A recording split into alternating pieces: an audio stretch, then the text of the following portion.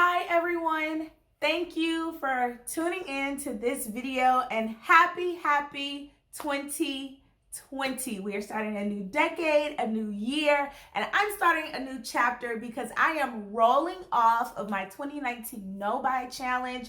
If you clicked on this video, it's probably because you know I was doing the challenge and you really want to see if a shopaholic could stop shopping.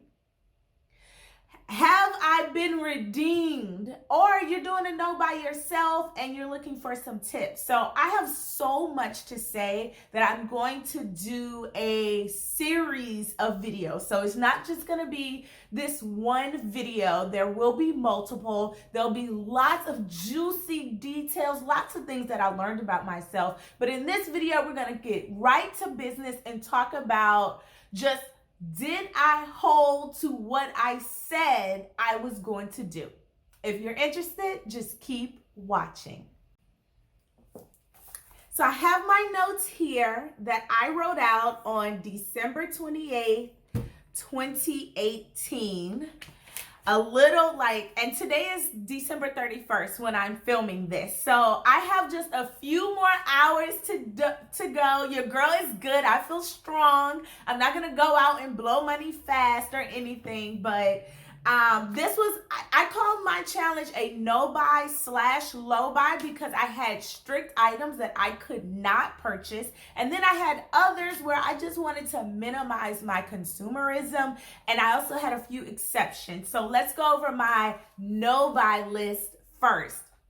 My no buy list for 2019, I could not buy any eyeshadow and I bought no eyeshadow. I could not buy any foundation unless I used every single bottle that I currently owned. And I don't think me nor 10 more of my friends could have used all the foundation I had. So I bought no foundation all year for 2019. No highlighter. I bought no highlighter. I don't need to buy any highlighter. I still don't want any highlighter. No bronzer. I did not buy any bronzer. I started the year off with a Bobbi Brown bronzer that had a big hole in the pan because I had been using it so much. And I just knew that by the end of the year, that would have been completely used up and I would have had to go to some backups that I don't like as much. And that was going to be the test. But let me tell you guys, I used only the Bobbi Brown. I never even ran out of the Bobbi Brown pan. Oh my gosh. I just felt like Jesus was giving the miracle of the 2 fish loaves of bread, just, here, bless you, my child. Get you some good bronzer. And I still use that Bobbi Brown today, which is why I look so bronzed. I could not buy any lipstick, and I did not buy any lipstick, but thank you to my good friend, Nichelle, who bought me 2 Pat McGrath lipsticks for Christmas. You are the real MVP, and I love you from the bottom of my heart. So I had to say that, a shout out to my homegirl. No lip gloss unless completely out. I did not completely run out of lip gloss, although I do now see that I'm more of a gloss wearer. Even when I wear lipstick, I like to wear a gloss on top, so I am very low on glosses, but I never had to buy a lip gloss. No facial cleanser unless I ran out. And so this is what I realized is that for my skin, I should not just have one cleanser. I need maybe a makeup removing cleanser, a cleanser that's more for when I have breakouts and I'm trying to clear my skin, and then one because I have extreme combo skin, one that's more moisturizing. But I tried to do this with just one cleanser and I felt like my skin was acting up. So I did go in with that Purity cleanser and then a Bliss cleanser, and I felt like the Bliss cleanser was moisturizing, but it did not help with any breakouts. So you did see me go buy the Peter Thomas Roth cleanser. And when I bought the cleanser, I told you guys, I said, this is a cheat because I'm not supposed to buy this facial cleanser. I was not appreciating my skin by just using that one cleanser. And that I should not have had that on the list, but I tried it. No unnecessary home goods. To me, I did not buy any unnecessary home goods, but there are a couple, like 2 items that I do feel like I could have left that at the store, and I'll show you those 2 items later, but they were probably under $10. I'll do a whole video over like the home goods that I actually bought on my no buy. But for the most part, the total amount of things that I bought for my house this year was probably less than, I'm gonna say $125 for the entire year for 12 months. That's like $10 a month, you guys. So I want to say I did really well, even though I probably wasn't perfect. No handbags except one B-Day bag to buy cash. Everyone knows I bought my B-Day bag. I'll link the video here or in the description box below. I bought a Fendi mini peekaboo red. I wear that out. I'll probably wear it today with this gray sweatshirt dress. But I cheated on my no-buy when I broke up with my boyfriend, and I bought a vintage Louis Vuitton. So I did cheat. I bought 2 handbags this year, not 1. No shoes except my one B-Day pair of shoes, and I stuck to that. I did not buy any other shoes except, and that gets to the rules about gift cards. I got a lot of gift cards for my birthday, like $185 in gift cards. And one of my rules said I could spend my gift cards at will. And I'll tell you what I bought them with, but I definitely spent the gift cards on a pair of shoes, and I bought some oatmeal boots, which I have a whole video over that as well. Buying the only shoes that I would get all year. No hair products unless out of that type of product. So I had more hair gel than anything, so I never was gonna buy any hair gel. But what I did was I changed my hair color 3 times. I had 3 different hair colors, hair ways this year. And that's not good for nobody, because in the middle of the summer when my hair is the driest and it's hard to retain moisture and it's so frizzy, I went blonde. And I did not have the type of hair products to maintain a healthy head of hair when my hair was blonde. And so what I ended up doing was I had to go buy some color safe or blonde products. And those are the only type of products that I bought. They were all specific for retaining like the blonde color and keeping that. As you can see, I'm now another color. Loving the hair today. I got my hair colored a few days ago, and this is not the color I wanted, but it's what I ended up with. And I'm trying to see if I should go back and get it fixed before I go back to work. So I don't know about that. Anyway, so yeah, I wasn't perfect on the hair products, but let me tell you, the hair products category of the no buy should have been where I put it in the low buy. Because if you're a naturalista and you think you're about to go this whole year and new butters and creams and everything, that is hard. I wear my hair straight. I wore a wig. I wore twist outs. I wore wash and goes. There's so many different product categories for hair products that I use to maintain this bomb ass head of hair that I have right here. Her name is Froisha, and I greatly appreciate her. But I needed a lot more than what I started out with or what I thought. So I used up all my deep conditioners, and then I bought one deep conditioner, and I only bought a deep conditioner for moisturizing, and then realized I didn't have any masks or anything to put protein in my hair, and my hair has been colored, and it's like, oh my gosh, I need a repair. Like, I was not prepared. Let me just say that I was not prepared, but I did not buy like 2 protein deep conditioners and 2 color safe shampoos and 3, I bought one, but the fact that I had a bottle of shampoo, I really wasn't supposed to buy another, and that means I cheated in hair products. But I was begging and scheming for hair products all year. Like, this was the hardest category for me. It was hard. No nail polish. I bought no nail polish all year, and no body wash unless I'm completely out. I did buy one body wash before I was completely out of the other, but I didn't use it until that body wash was over, so I'm not going to count that as a cheat. That's Prince Mighty if you hear him in the background. So yeah, those are my no buys. Overall, I'm still proud of myself on the no buys.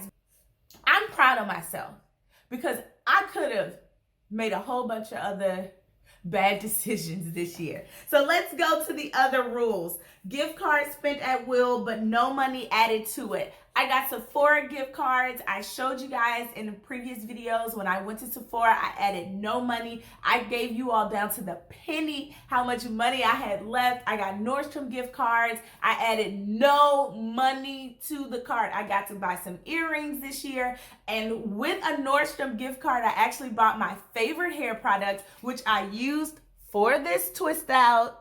And can I say I did these twists 4 days ago, and this is like the third day I'm wearing the twist out, and I have not retwisted any night. It's the Moroccan Oil Curl Defining Cream. That's my favorite curl defining cream. And I had to do prayer and supplication and go before the Nordstrom spa and say, I just really need my favorite hair product. Like, I was feeling a little low in the spirit until I got this Moroccan oil product back into my stash, and then I felt like my hair was bomb again, so I feel really good. So that's actually what I spent on my gift cards. And then Nordstrom notes could be spent at will, and in general I use my Nordstrom notes. I went to the spa once and used my Nordstrom notes, and then I bought gifts with them, so that was good. So for my low buy list, for clothing, I could only spend a budgeted amount with no credit card carryover balances. And I can say that today, I did not carry over a Nordstrom credit card balance, not 1 month. And to this moment, I have a zero balance. Even all the gifts that I bought from Nordstrom, the Christmas gifts I bought from Nordstrom, all paid off, baby. I'm still sitting here debt free. Let me get to the ending. Yes, I'm still debt free, no debt. Body roll on that one, okay? So no, but I do not think I could buy clothing, and that was the only caveat. I had to make sure that I didn't put it on a carryover credit card balance, because I was gonna use my Nordstrom card so I can get all my points and my Nordstrom notes and stuff. So I feel like I still bought too many clothes, even though I could afford it. And so I'll tell you how I'm gonna rectify that in my 2020 no buy video.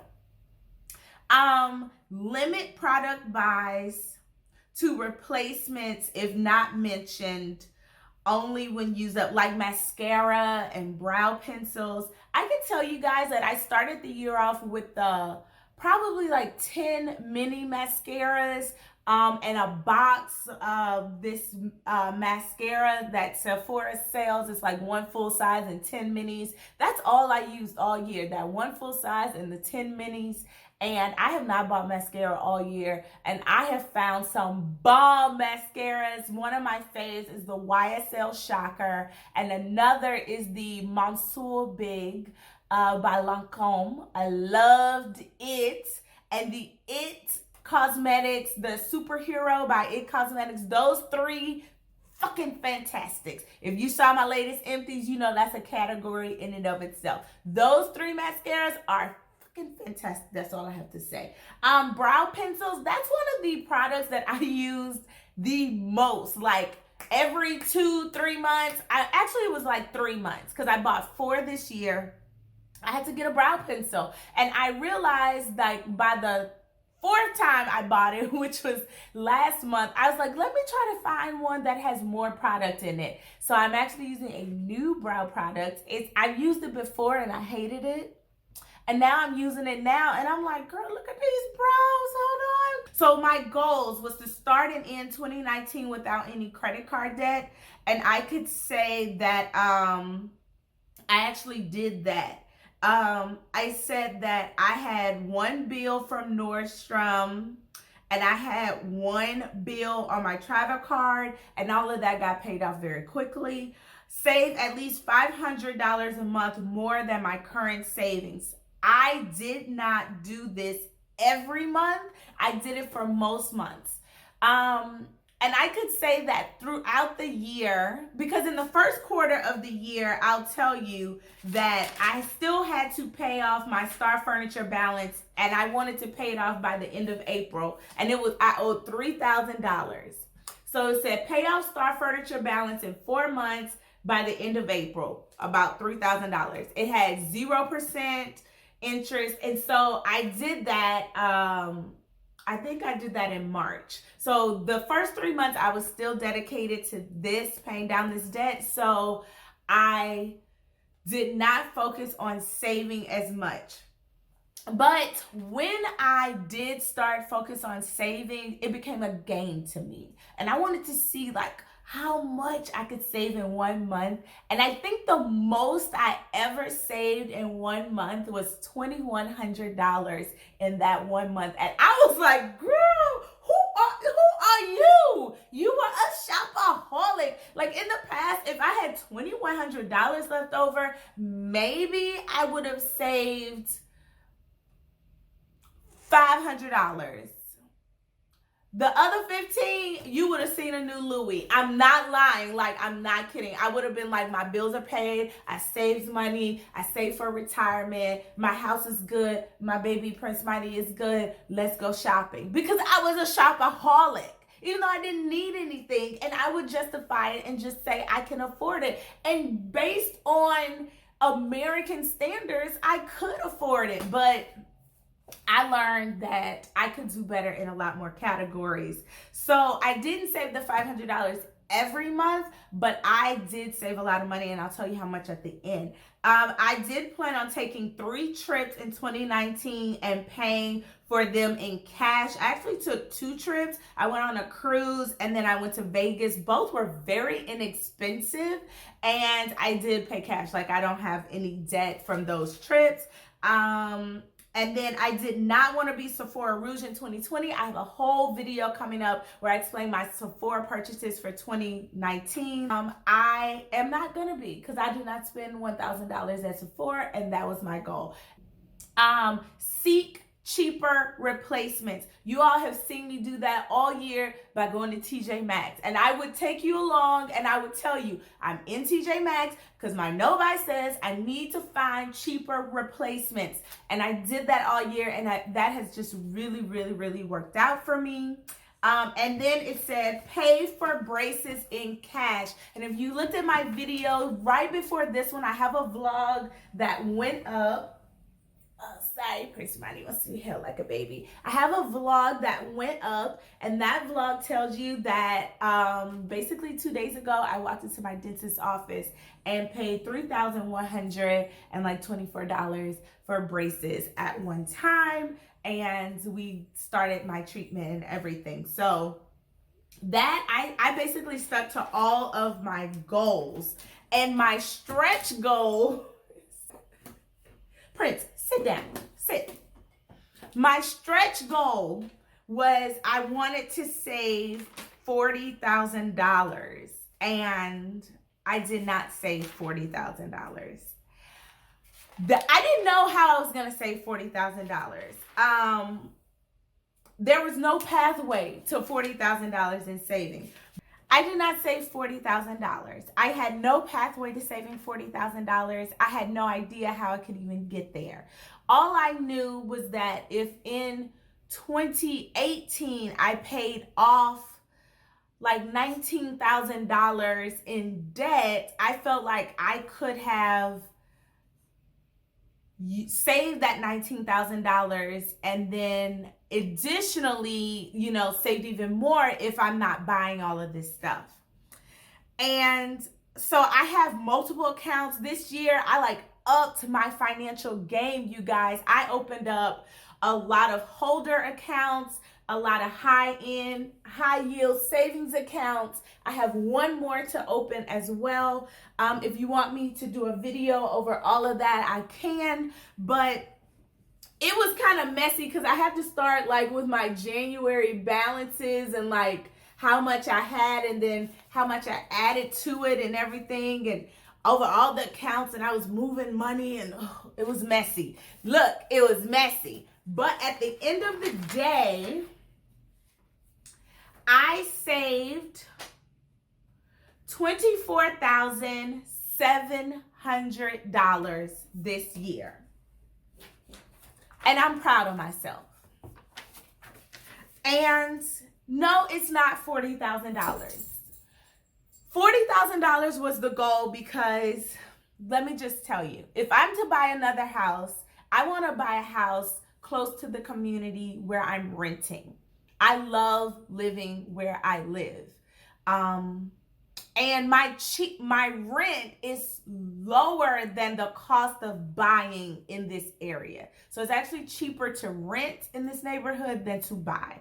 So if I am going to buy, I would have to put 20% down.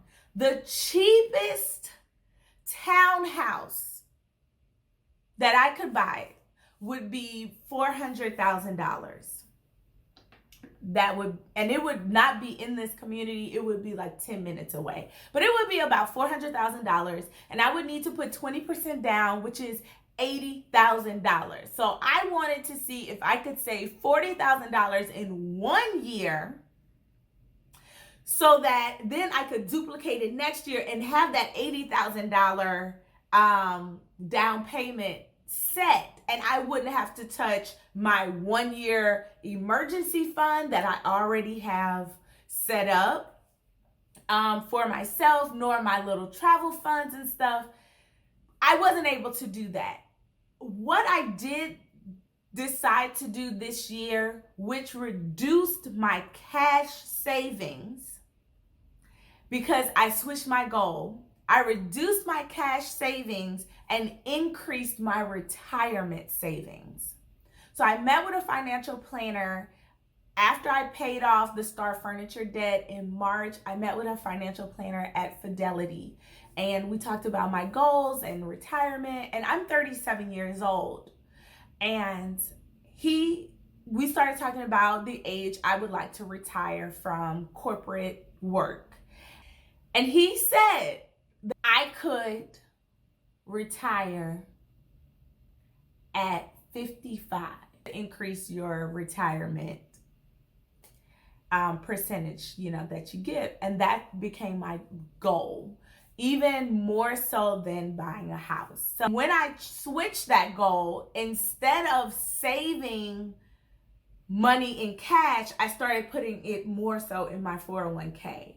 And out of that, I ended up saving $8,000 more in 2019 for retirement than I did in the previous year. So that's not cash, but it was savings. And I'm just letting you guys know that after the year started going on, I was like, it became a game to me about what does a happy financial life look like for me. Yeah, I saved $24,700 this year, and I increased my percentage contribution by 6%.